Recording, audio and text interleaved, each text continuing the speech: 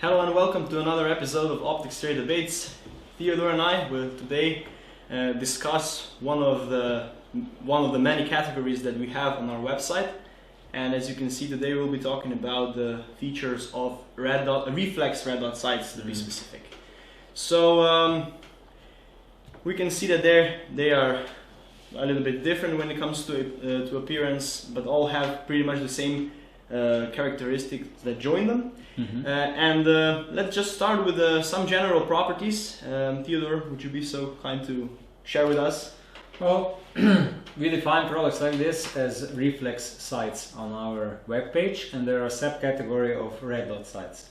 So what all these red dot sights have in common is that they only have one lens in front, and then the LED diode at the back, and when you look through them you see a red dot.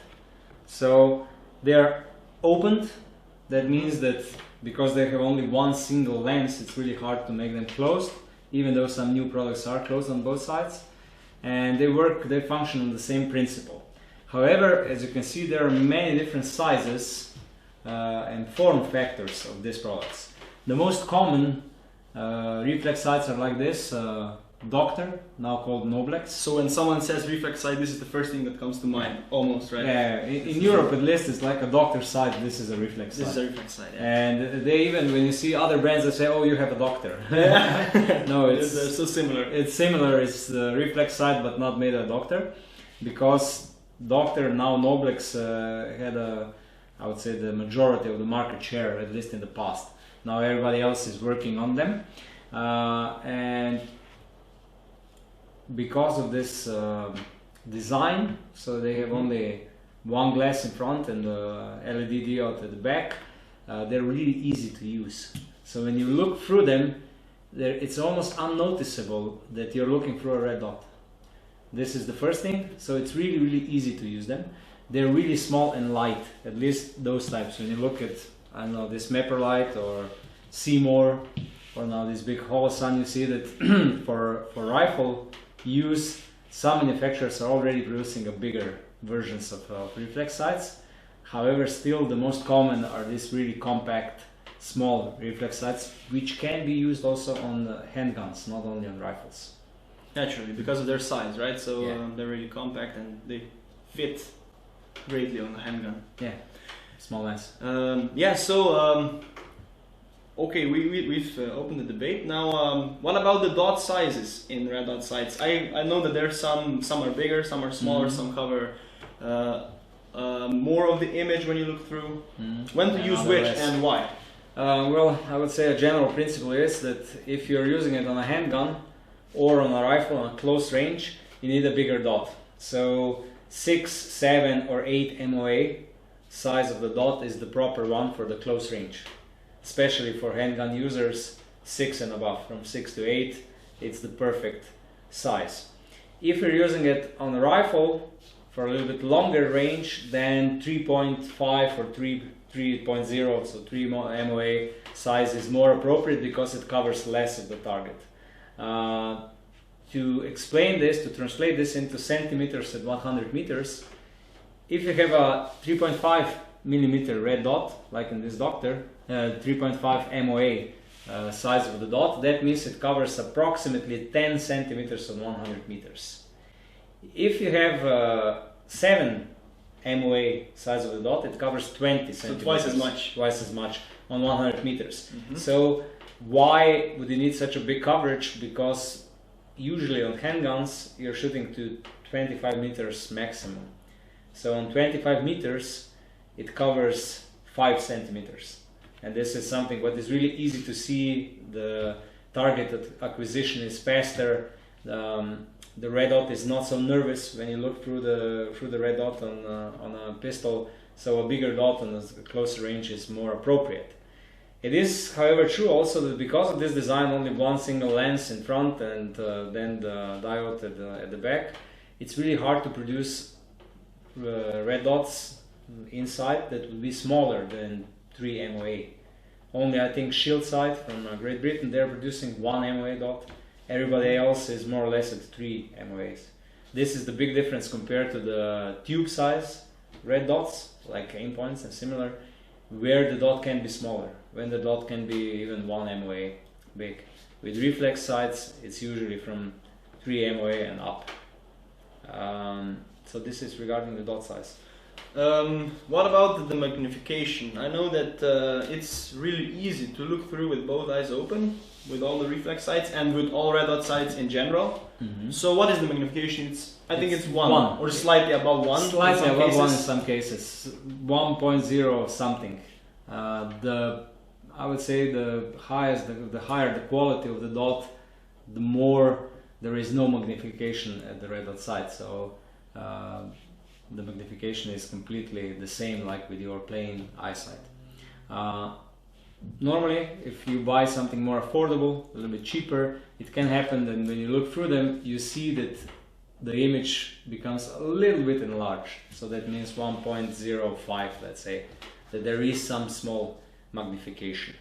When you are talking about the advantages and disadvantages of this, let's start when you say about the magnification. The biggest advantage of red dot sights, of this type of reflex sights, is that when you look through them, it's almost impossible to see that you're looking through something. So they're really intuitive to use. The disadvantage is, however, that because they're opened, if there is rain or if it's snowing or if you fall into the snow, if the rain or the snow comes between the diode and the lens, then it blocks the optical path and you don't see any dot anymore.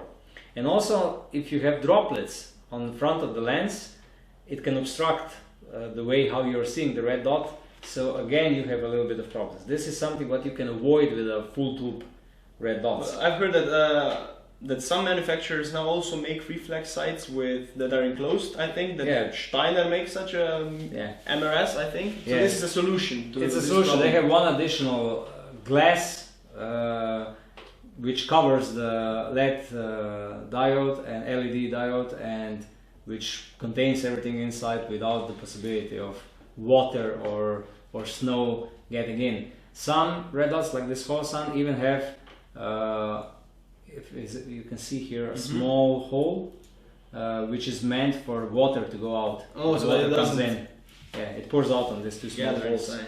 So they're trying to solve this problem in different ways. I think that in the future all of them will be enclosed also on the other side.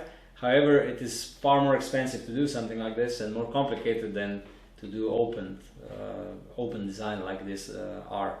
So the advantage of this reflex sights is also that if you look around the window, there is not a lot of anything. There is not a lot of housing and so on. So they don't obstruct much of the field of view around the glass window which you're looking through. So this is a big plus, because most of the full tube red dots have a big housing, so you have a small window in the center, then a lot of housing around it, and they obstruct the field of view. With reflex sights, they're really minimal, so it's almost like looking through only the glass and not any housing around it. So this is on one hand the advantage, because there is no housing around it. On the other hand, it's a disadvantage because the water and the snow can come in, and normally the dot is bigger than it would be with the whole system of different lenses, multiple lenses, like with the full tube sights. One more thing, now that we're here at Optical Properties, I've noticed that when you look through some of the red dot sights, there is some blue tint or some yellow tint present. In some, this is quite a common problem, or it's not that problematic probably, but it is a reoccurring problem with reflex red dot sights, right? I would say the dot sights producers will not call it a problem, but still, it would be nicer if it would be just glass. If you look at through this size, this is compact point from size, it's almost without a tint. But if you look through, let's say, Seymour, or if you look through let's say Maprolite, you see a little bit of tint. This is, I would say, quite common with this type of optics, because the red light from the diode has to reflect from this surface of the glass. So glass has a special coating that reflects the red light, and because of this red reflection, you get a tint like a little bit green or a little bit blue or something like that, or a little bit yellow. In general, it's not really a disadvantage, because when you're using it, you will not be able to notice this. You notice this only if you're really looking at this tint. If you want to see the tint, then you will see it. While in shooting, in real use, you will never notice it. I can also tell regarding the mounting, most of these compact dot sights use very similar mounts. I would say more than half of the industry uses the doctor sight. So very popular standard. It's a very popular standard. So with 4 pins and 2 screws which go through the housing. So I noticed this also with my Opta, Boris, Vortex. Some Vortexes, some Delta Opticals. Many different producers use this standard. Then Zeiss Compact Point has they say Zeiss Platte in German, so the Zeiss plate. They use their own standard, which no one else uses. It's very similar to Doctor, but not the same, because the screws go from the other way, from the mount towards the red dot, not the other way around, because with all Doctor and similar red dot sights, the screws go through the housing into the mount.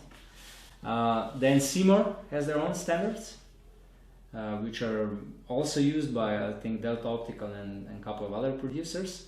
And Shield Sight, they also have completely their own standard. Almost all sites also come, not all, but plenty of them come with Picatinny also, if you choose it. So a lot of them come with already mount included for Picatinny rail, but you can remove it and then use the.